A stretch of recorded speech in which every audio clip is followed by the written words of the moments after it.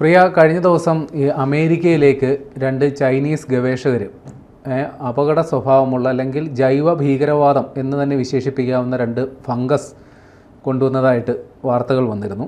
America ഈ 2 പേരെ arrest ചെയ്തു. അപ്പോൾ ഇവരെന്തോ ഗവേഷണ ആവശ്യത്തിന് വേണ്ടി കൊണ്ടുവന്നു എന്നാണ് അവർ പറഞ്ഞത്. പക്ഷേ അമേരിക്ക പറയുന്നു ഇത് കൃത്യമായ ഭരണകൂട ആസൂത്രണം ഇതിൻ്റെ പിന്നിലുണ്ട്. ഈ ചൈനക്കാർ അതിൽ പിടിയിലായ ഒരാൾ അവിടുത്തെ ചൈനീസ് കമ്മ്യൂണിസ്റ്റ് പാർട്ടിയുടെ സജീവ പ്രവർത്തകനാണ്. ഗവേഷണം നടത്തുന്നത് ചൈനയുടെ ഫണ്ടൊക്കെ ഉപയോഗിച്ചിട്ടാണ്. അപ്പോൾ ഒരു ജൈവ ഭീകരവാദം, പരിസ്ഥിതി തീവ്രവാദം അതിനാണ് ചൈന ശ്രമിച്ചതെന്നാണ് വാർത്തകൾ വന്നത്. ഇപ്പോൾ അതിൽ കുറച്ചുകൂടി ഗുരുതരമായ ഒരു ആവശ്യം വരികയാണ്. അതായത് ഇത് ചൈന ചെയ്തത് ഒരു യുദ്ധക്കുറ്റമാണ്. അതുകൊണ്ട് തന്നെ ചൈനയുമായിട്ടുള്ള സകല ബന്ധങ്ങളും അമേരിക്ക അവസാനിപ്പിക്കണമെന്നാണ് ആവശ്യം വരുന്നത്. അതുകൂടാതെ ഈ ഫംഗസ് അമേരിക്കയിലോട്ട് കൊണ്ടുവന്നതിലൂടെ കോവിഡിനേക്കാൾ വലിയൊരു പ്രതിസന്ധി ഉണ്ടാക്കാനാണ് ശ്രമിച്ചതെന്നാണ് പറയുന്നത്. എന്താണ്, ചൈനയ്ക്ക് ഇങ്ങനെ ചില ലക്ഷ്യങ്ങളുണ്ടോ? തീർച്ചയായും ഉണ്ട്. ചൈന അങ്ങനത്തെ ഒരു രാജ്യമാണ്. ഇപ്പോൾ നമ്മൾ ഒരു ഗവേഷണ ആവശ്യത്തിന് ചില പദാർത്ഥങ്ങൾ വിദേശത്തേക്ക് കൊണ്ടുപോകണമെങ്കിൽ അതിന് പ്രത്യേകമായിട്ടുള്ള രീതികളും പ്രൊസീജിയറും ഒക്കെ ഉണ്ട്. ഇപ്പം ഞാനിപ്പോൾ ഒരു ഹരിതശാസ്ത്രജ്ഞനാണെന്ന് വയ്ക്കുക. ഞാനിപ്പോൾ ഇവിടുന്ന് കുറച്ച് വിത്തുകൾ കൊണ്ടുപോകണം. എനിക്ക് കൊണ്ടുപോകാൻ പറ്റില്ല, കൊണ്ടുപോകാനേ പറ്റില്ല. കൊണ്ടുപോകുന്നെങ്കിൽ തന്നെ അതിന് പ്രത്യേക അനുമതി വേണം. കൊണ്ടുപോകുന്ന രാജ്യത്തിൻ്റെ അനുമതിയും അത് ഏത് രാജ്യത്താണോ സ്വീകരിക്കുന്ന അതിൻ്റെ അനുമതിയും വേണം. നമ്മളിവിടെ മറ്റേ ആഫ്രിക്കൻ പായൽ കൊണ്ടിട്ടില്ലേ, എന്തായി ആഫ്രിക്കൻ പായൽ അവസാനം കൃഷി ചെയ്യാൻ വയ്യാത്ത രീതിയിൽ. ഇതൊക്കെ അധിനിവേശ സസ്യങ്ങളാണ്. അത് ഇപ്പോൾ ഇറങ്ങുന്ന ചില ഈ മീനുകൾ, ഈ പറയുന്ന ആഫ്രിക്കൻ മുഷി അതുപോലുള്ള സാധനങ്ങൾ, ഇപ്പോൾ ഇത് പറയുന്ന പോലെ ഒരു നമ്മുടെ ഈ സാമൂഹ്യ വനവൽക്കരണത്തിൻ്റെ ഭാഗമായി നമ്മുടെ നാട്ടിൽ എത്തിപ്പെട്ട അക്വേഷ്യ പോലുള്ള മരങ്ങൾ, അക്വേഷ്യ പോലുള്ള മരങ്ങളുടെ പ്രത്യേകത എന്ന് വെച്ച് കഴിഞ്ഞാൽ അത് എത്ര വെള്ളമില്ലാത്തടത്തും അത് കിലോമീറ്ററുകൾ എത്രയോ ദൂരം, 1/2 കിലോമീറ്ററൊക്കെ എന്നൊക്കെ പറയുന്നത്.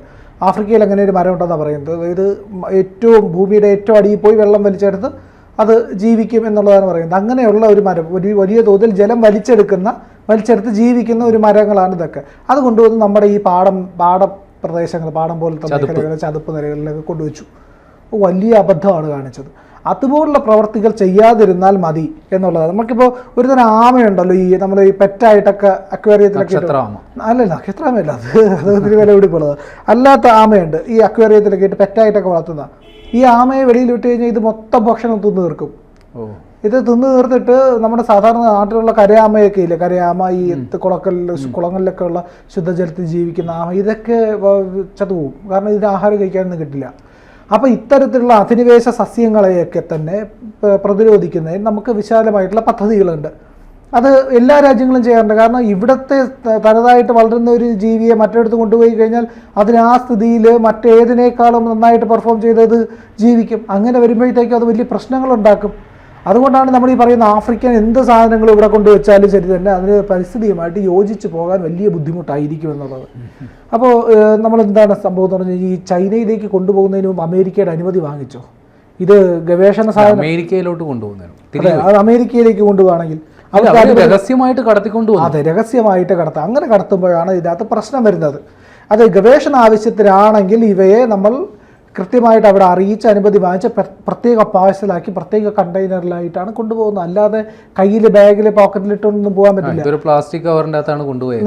നമ്മുടെ പഴയ ഹരിത വിപ്ലവത്തിൻ്റെ സമയത്ത് ഇങ്ങനെ ചില വിത്തുകളൊക്കെ നമ്മുടെ കയ്യിൽ നിന്ന് വിദേശത്തേക്ക് കടത്തപ്പെട്ടു എന്നൊക്കെയുള്ള ആരോപണങ്ങളൊക്കെ ഉണ്ടായിരുന്നു. അതിന് പിന്നിൽ ആരാണ് അതെന്ന് നമുക്കറിയില്ല. അങ്ങനെയൊക്കെയുള്ള ആരോപണങ്ങളുണ്ടായിരുന്നു. നമ്മുടെ ആ കാര്യത്തിലേക്ക് വളരെ ജാഗ്രത പുലർത്തുന്നവരാണ്. ഇവിടുന്ന് എല്ലാ വിത്തും അങ്ങനെ കൊണ്ടുപോകാൻ കഴിയില്ല. എല്ലാം ഇവിടുന്ന് കടത്തിക്കൊണ്ട് പോകാനോ, ഈ പറയുന്ന നമ്മളുടെ തനതായിട്ടുള്ള നമ്മുടെ പേറ്റൻറ്റുകളൊക്കെ ഉണ്ട്. നമ്മുടെ തുളസിക്ക് പേറ്റൻറ്റ്, തുളസി നമ്മുടെ നാട്ടിലുള്ളതാണ്, അത് പ്രത്യേകതയുള്ളതാണ്, വളരെ പ്രത്യേകതയുള്ള സസ്യമാണ്, ഔഷധങ്ങളിലെല്ലാം ഉപയോഗിക്കുന്നതാണ്. അപ്പോൾ ഇതിനൊക്കെ പ്രത്യേകതയാണ്. നമ്മുടെ മഞ്ഞൾ, അപ്പോൾ ഇതൊക്കെ വിദേശ രാജ്യത്തേക്ക് കടത്തിക്കൊണ്ട് പോകുന്ന നമ്മുടെ തനത് ഈ മഞ്ഞൾ അങ്ങനെയുള്ള കാര്യങ്ങളൊക്കെ കൊണ്ടുപോകാനായിട്ട് നമ്മൾ അനുവദിക്കാറില്ല.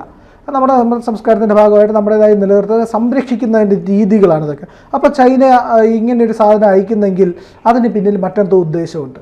കാരണം ചൈന എന്ന് പറയുന്ന രാജ്യത്തെ നമ്മൾ വ്യക്തമായിട്ട് പരിശോധിക്കേണ്ടതുണ്ട്. ചൈന സ്വന്തം രാജ്യത്തെ വൃദ്ധരെ, ബലഹീനരെ, അശരണരെയൊക്കെ കൊലപ്പെടുത്താൻ വേണ്ടിയിട്ട് ഒരു വൈറസ് കണ്ടുപിടിച്ച രാജ്യമാണ്. വുഹാനിലെ ലാബിലുണ്ടാക്കിയ വൈറസ്. ആ വൈറസാണ് COVID-19 എന്ന പേരിൽ, അതായത് കൊറോണ വൈറസായിട്ട് ലോകം മൊത്തം ഈ പറയുന്ന പിടിച്ചടക്കി ലോകത്തിൻ്റെ സമ്പദ് വ്യവസ്ഥയെ ഉലച്ച് പല രാജ്യങ്ങളെയും തകർത്ത് ഒരുപാട് ജീവൻ എടുത്തത്. അത് ഒരു മൃഗത്തിൽ നിന്ന് പടർന്നതെന്നൊക്കെയാണ് അവർ അവകാശപ്പെട്ടതെങ്കിൽ ഒരു മൃഗത്തിൽ നിന്ന് പടരാനുള്ള സാധ്യതയില്ല. കാരണം അങ്ങനെ മൃഗത്തിൽ നിന്ന് പടരുന്നതാണെങ്കിൽ പല രാജ്യങ്ങളിൽ ഇതുപോലത്തെ വൈറസ് ഉണ്ടാവണ്ടേ. ഇപ്പോൾ പന്നിയിൽ നിന്നാണ്, ഇല്ലെങ്കിൽ വവ്വാലിൽ നിന്നാണെങ്കിൽ വവ്വാലിൽ നിന്ന് നിപ്പ ഉണ്ടാകുന്നു. നമ്മുടെ നാട്ടിലുണ്ടല്ലോ നിപ്പ ഉണ്ടാകുന്നുണ്ടല്ലോ. അപ്പോൾ ഈ പറയുന്ന പല വൈറസുകൾ, പിന്നെ ചൈനയുടെ കുഴപ്പമെന്ന് പറഞ്ഞു കഴിഞ്ഞാൽ അവരെല്ലാ ജീവികളെയും പിടിച്ച് തിന്നും. അതിൽ നിന്ന് വലിയ രോഗങ്ങളുണ്ടാവും. അവർ പാറ്റയൊക്കെ ഫാമുകൾ ഉണ്ടാക്കി അതിനകത്ത് വളർത്തിയിട്ട് ആ ജീവികളെ മൊത്തം പിടിച്ച് കഴിക്കുന്ന ആൾക്കാരാണ്. അപ്പോൾ ഈ പല ജീവികൾ എല്ലാത്തർക്കും കഴിക്കാനുള്ളതല്ല.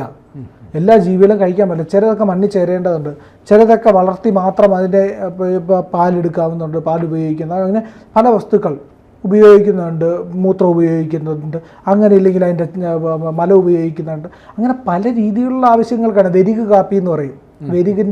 വെരികിനെ കാപ്പിക്കുരു കഴിക്കാൻ കൊടുത്തിട്ട് വിയറ്റ്നാമിലൊക്കെ കിട്ടും, ഭയങ്കര വലിയ വിലയാണ് അതിന്. അപ്പോൾ വെരികിൻ്റെ വിസർജ്യമായിട്ട് വരുന്ന കാപ്പിയെ എടുത്ത് ആണ് ഇവർ ഇതുണ്ടാക്കുന്നത്, എന്താ കാപ്പി പൊടി ഉണ്ടാക്കുന്നത്. അപ്പോൾ വലിയ വിലയായിരുന്നു. അപ്പോൾ ഇതുപോലത്തെ ഒരുപാട് ജീവികളെ പല രീതിയിലാണ് ഉപയോഗിക്കുന്നത്. മനുഷ്യൻ വിവേകി ആയതുകൊണ്ടാണ് അങ്ങനെ ചെയ്യുന്നത്. വിവേകമില്ലാതാവുമ്പോൾ ഇതിനെയൊക്കെ തിന്നും. അവർ ചൈനക്കാർ സിംഹത്തിനെ വേണമെങ്കിൽ തിന്നും, ആനയെ വേണമെങ്കിൽ തിന്നും, പാമ്പിനെ തിന്നും, പൈതാരെ തിന്നും, തേളിനെ തിന്നും, വിട്ടിലിനെ തിന്നും. അപ്പോൾ ഇങ്ങനെ വരുമ്പോൾ അപകടം ഉണ്ടാകും. അപ്പോൾ ഇവർ കണ്ണിൽ ചോരയില്ലാത്ത ഒരു രാജ്യമാണ്. അവർ പഠിപ്പിക്കുന്നത് കുട്ടികളെ. ഒരു ഗ്രാസ് ഹോപ്പറിനെ, ഒരു പുൽച്ചാടിയെ കണ്ടാൽ നമ്മൾ എന്ത് ചെയ്യും? നമ്മൾ പുല്ലിൽ ചാടി ഇറക്കും പുൽച്ചാടി എന്ന് പറഞ്ഞ് പിള്ളേർ പാട്ട് പാടും ഇവിടെ. അതാണ് നമ്മുടെ കുഞ്ഞുങ്ങൾ ചെയ്യുക. പക്ഷേ ചൈനയിലെ കുട്ടികൾ എന്ത് ചെയ്യാനെ പിടിച്ച് ഇതിൽ കോർത്ത് കൊണ്ടുപോയി തീയിൽ കാണിച്ച് ചുട്ട് കഴിക്കും. അപ്പോൾ അവിടെ സംസ്കാരത്തിൻ്റെ ഒരു വ്യത്യാസമുണ്ട്. നമ്മൾ എങ്ങനെ ശീലിക്കണം, എന്ത് പരിചയിക്കണം, എങ്ങനെയാണ് കമ്പാഷൻ എന്ന് പറയുന്ന ഒരു കാര്യം ഉണ്ടാകേണ്ടത്, ഇതൊന്നും അവരെ പഠിപ്പിക്കുന്നില്ല. എല്ലാത്തിനെയും തിന്നാമെന്നാണ്.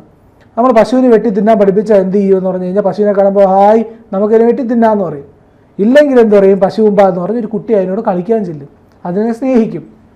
അപ്പോൾ അനുകമ്പ, സഹാനുഭൂതി ഇതൊന്നും ഇല്ലാതാവും. മാംസവും ചോരയും കാണുമ്പോൾ അവർക്ക് അതിനോട് കൊതി തോന്നുന്ന ഒരു സംസ്കാരത്തിലേക്ക് അവർ മാറും. അത് വളരെ തെറ്റായിട്ടുള്ള രീതി. അതാണ് ചൈന അവരുടെ കുഞ്ഞുങ്ങളെ പഠിപ്പിച്ചുകൊണ്ടിരിക്കുന്നത്. ഈ പറയുന്ന ഒരു തരത്തിൽ ജിഹാദികളും അത് തന്നെയാണ് ചെയ്തുകൊണ്ടിരിക്കുന്നത്. കൊന്നു തിന്നാം, എന്തിനെ കൊന്നു തിന്നാം എന്ന് പറഞ്ഞ് പഠിപ്പിക്കുന്ന ഒരു രീതി. അപ്പോൾ ഈ പറയുന്ന ചൈനയുടെ സ്വഭാവമായിരുന്നു ഇത്തരം വൈറസ് ഉണ്ടാക്കി വിട്ട് ആൾക്കാരെ കൊല്ലുക എന്നുള്ള ആ രീതി അവർ തുടർന്നു. അങ്ങനെ ചെയ്യുന്ന ഒരു രാജ്യം മറ്റൊരു രാജ്യത്തേക്കൊരു ഫംഗസിനെ കയറ്റി അയക്കാൻ ഒരിക്കലും മടിക്കില്ല.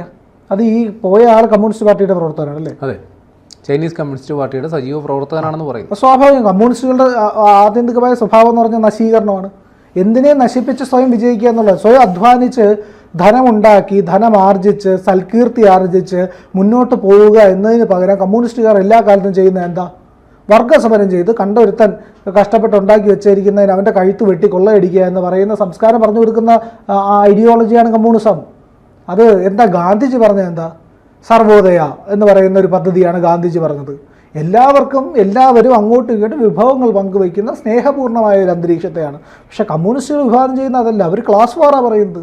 വർഗ യുദ്ധമാണ്. അങ്ങോട്ടും ഇങ്ങോട്ടും കൊല്ലുക, കൊന്നിട്ട് ബാക്കി വരുന്നവൻ രക്ഷപ്പെടുക. അത് മനുഷ്യത്വമല്ല, ഇത് മൃഗതുല്യമായിട്ടുള്ള ജീവിതം. അങ്ങനെ തമ്മിൽ മത്സരിക്കുന്ന ഒരാൾക്കാർ, ഇപ്പോൾ ഒരു ഓട്ട മത്സരത്തിൽ നമുക്ക് ജയിക്കാൻ കഴിയുന്നത് എങ്ങനെയാണ്? എൻ്റെ ഊർജം പരമാവധി ചിലവാക്കി ഞാൻ ഓടി ഒന്നാമനാവുന്നു. 2, എനിക്ക് കൂടെയുള്ളവരെ മൊത്തം തോക്കെടുത്ത് വെടിവെച്ച് കൊന്നിട്ട് എനിക്ക് ജയിച്ച് പതിയെ ചെറിയ സ്പീഡിൽ ഓടിപ്പോയി ജയിച്ച് അവനാവാം. ചൈന ചെയ്യാൻ ഉദ്ദേശിക്കുന്ന അതാണ്. അമേരിക്കയുടെ കാർഷിക വൃത്തിയെ തകർത്ത്, അമേരിക്കയുടെ സമ്പദ് വ്യവസ്ഥയെ തകർത്ത് അവർക്കൊന്നാമത്. ഇന്ത്യ ഈ കാര്യത്തിൽ കരുതിയിരിക്കണം എന്നാണ് എനിക്ക് പറയാനുള്ളത്. കാരണം അത്രയും ജാഗ്രത പുലർത്തേണ്ട ഒരു കുബുദ്ധി പിടിച്ച രാജ്യമാണ് ചൈന എന്ന് പറയുന്നത്. കമ്മ്യൂണിസ്റ്റ് മനസ്ഥിതിയാണല്ലോ അവർക്കുള്ളത്. അപ്പോൾ അങ്ങനെ കുബുദ്ധി പിടിച്ച രാജ്യമായതുകൊണ്ട് തന്നെ അതിനെ വലിയ തോതിൽ നമ്മൾ ജാഗ്രത പാലിക്കണം. ഇന്ത്യ അടക്കമുള്ള രാജ്യങ്ങൾ, ഇന്ത്യ മാത്രമല്ല ചുറ്റും കിടക്കുന്ന സകല രാജ്യങ്ങളും ഇവനെ കരുതിയിരിക്കണം എന്നുള്ളതാണ് ഇതിലെ ഏറ്റവും പ്രധാനപ്പെട്ട വസ്തുത. കൂടുതൽ വാർത്തകളും വിശേഷങ്ങളും നിങ്ങളിലേക്ക് എത്താൻ ABC മലയാളം സബ്സ്ക്രൈബ് ചെയ്യുക, ബെൽ ബട്ടണും അമർത്തുക.